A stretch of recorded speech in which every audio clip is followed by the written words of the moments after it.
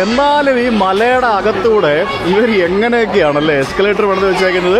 അതായത് അതിൻ്റെ മുകളിലേക്ക് നടന്നു കയറാൻ പറ്റാത്ത ആളുകൾക്ക് എന്താ ഇവർ പറയുന്നേ, എസ്കലേറ്റർ പണിത് വെച്ചിരിക്കുന്നതേ. Thank you. ആ മലയൊക്കെ ഇടിച്ച് തുരന്ന് മുകളിലേക്കുള്ള എസ്കലേറ്റർ, താഴേക്ക് ഇറങ്ങി വരാൻ എസ്കലേറ്റർ ഉണ്ട് കേട്ടോ, അടിപൊളി. മുകളിലേക്കും താഴേക്കും പോവാം. ഇത് എത്ര വലുതായിരിക്കും ഇത്? പക്ഷേ എൻ്റെ അന്തേ, ഇത് സ്റ്റെപ്പ് ബൈ സ്റ്റെപ്പായിട്ട് എന്തോ ആണെന്ന് തോന്നുന്നു. ഇതിനകത്ത് കയറിയപ്പോൾ വീണ്ടും തണുക്കുന്നു, അടിപൊളി. ഞാൻ തിരിച്ച് നടന്നിറങ്ങി വരുന്നത്, നിങ്ങൾ വരുന്നത് നടന്നിറങ്ങി വരാൻ? ഞാൻ തിരിച്ച് നടക്കുവേ, എനിക്ക് ആ സ്റ്റെപ്പുകൾ കാണണം. അത് സാരമില്ല, കുഴപ്പമില്ല. ഈ എസ്കലേറ്ററിൻ്റെ നടുവിലൂടെ സ്റ്റെപ്പുകളും വെച്ചിട്ടുണ്ട്. ആ സ്റ്റെപ്പ് തുടച്ച് വൃത്തിയാക്കിക്കൊണ്ടിരിക്കുന്ന ഒരാളെ നമുക്കിവിടെ കാണാൻ സാധിക്കും കേട്ടോ. തുടച്ച് വൃത്തിയാക്കിക്കൊണ്ടിരിക്കുകയാണ്. ഇവിടെ എല്ലാം കൺട്രോൾ ചെയ്യാനായിട്ട് സ്റ്റാഫ് നിൽപ്പുണ്ട്. എന്തെങ്കിലും ആരെങ്കിലും വീഴുകയോ വല്ല സംഭവിക്കുകയാണെങ്കിൽ അവരത് കൺട്രോൾ ചെയ്ത് സ്റ്റോപ്പ് ചെയ്യുന്നതിന് വേണ്ടി. ഇതും ഈ പറഞ്ഞ പോലെ സെക്കൻഡ് സെറ്റ് ഓഫ് എസ്കലേറ്റർ ആണ്. ഇത് ഇങ്ങനെ നമ്മളിങ്ങനെ കയറി മേളിലേക്ക് പോകും.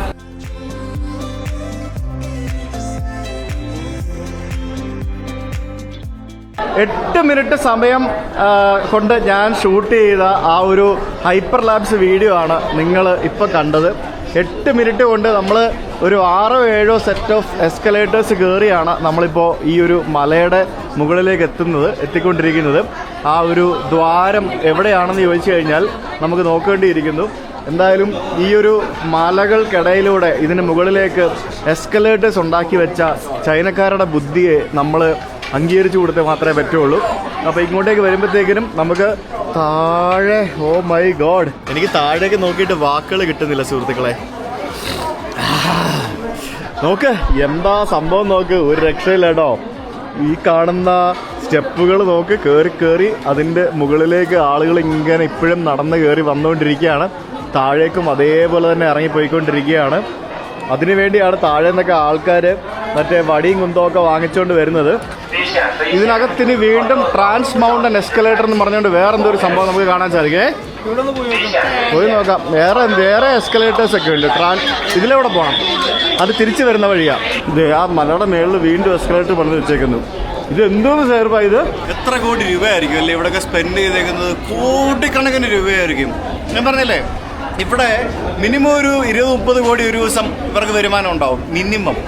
അത്ര ആളുകളല്ലേ വരുന്നത്. ഞാൻ ആലോചിക്കുകയാണ് ഇപ്പോഴേ, നമ്മുടെ ശബരിമലയൊക്കെ ചൈനയിലായിരുന്നെങ്കിലേ, അയ്യോ, അതൊക്കെ വേൾഡ് ക്ലാസ് ആക്കി മാറ്റിയേനെ.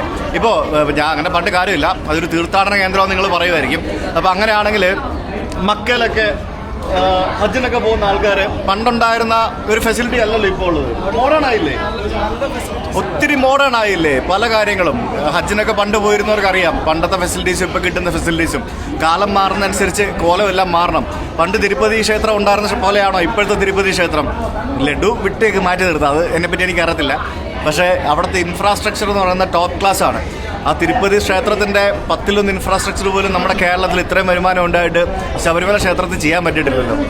കഷ്ടമല്ലേ? മഴ നനയാതെ ഇപ്പോഴും പല സ്ഥലത്തും നമുക്കവിടെ കയറാനോ നടക്കാനോ ഒക്കെ ബുദ്ധിമുട്ടല്ലേ. അതും ചെരുപ്പ് പോലും ഇല്ലാതെ വരുന്ന അയ്യപ്പന്മാർക്ക് ഭയങ്കര കഷ്ടമാണ്. അതൊക്കെ കുറച്ചുകൂടെ കാലം മാറുന്നതനുസരിച്ചിട്ട് സൗകര്യങ്ങൾ കൂട്ടിക്കൊണ്ടുവരണം. നമ്മളത് ചെയ്യേണ്ട ഒരു കാര്യമായിട്ടാണ് എൻ്റെ പേഴ്സണൽ അഭിപ്രായമാണ്. അതിനകത്ത് വേറൊന്നും പറയേണ്ട ആവശ്യമില്ല.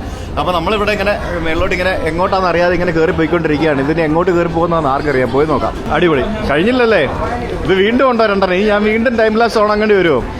ഞാൻ അടുത്ത എന്തായാലും വീണ്ടും ടൈം ലാപ്സ് ഓണാക്കാം. കാരണം ഇതിന് കുറേ ഉണ്ട്, എത്രത്തോളം ഉണ്ടെന്ന് എനിക്ക് അറിയത്തില്ല. ഇത് ഫ്രീയാ, ഇതിന് പൈസ കൊടുക്കേണ്ടത് ഫ്രീ ആണല്ലോ. ഏതാ ഇത്? നമ്മൾ തിരിച്ചു വരണം, എന്തായാലും തിരിച്ചു വന്നേ പറ്റുള്ളൂ, വേറെ വഴിയില്ല. ഇവിടെയൊക്കെ എന്തൊക്കെ പരിപാടികളൊക്കെ നടക്കുന്നുണ്ട് കേട്ടോ.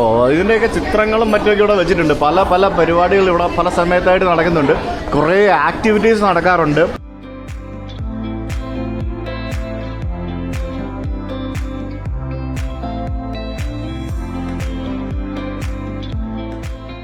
അങ്ങനെ ഞാൻ ആ എസ്കലേറ്ററിൻ്റെ നടുക്കൂടെ കയറി പോവാണ്. അപ്പുറത്തും എല്ലാവരും എന്നെ നോക്കുന്നുണ്ട്. നടുക്കൂടെ കയറ്റി വിട്ട് അപ്പം ഞാൻ നടുക്കൂടെ കയറാം. സൈർബൈ അപ്പുറത്താണുള്ളത്. ഇവിടെ ഇപ്പോഴും ഫുൾ ടൈം ഫോണിലാണ്. ഇവിടെ ഇപ്പോഴും റേഞ്ച് ഉണ്ട്. ഇത്രയും മലയുടെ മേളിൽ കയറി വന്നിട്ടും ഇത്രയും ടണലിനകത്തൂടെ ഗോയിക്കകത്തൂടെ പോയിട്ട് ഇവിടെ എല്ലാം ഫുൾ നെറ്റ്വർക്കാണ്. 5G ആണ്, 5G. അങ്ങനെ നമ്മൾ ആ എസ്കലേറ്റർ കയറി മുകളിലെത്തിയിരിക്കുകയാണ്. സോറി, മുകളിലെത്തിയില്ല. നമുക്ക് ഇനിയുണ്ട് എസ്കലേറ്റർ. ദൈവമേ, ഇതെന്തോന്നടേ ഇത്? ഒരു രക്ഷയില്ല കേട്ടാ. അതുപോലെ തിരക്കാണ്, വിടൂല. പോകട്ടെ. ഓക്കെ.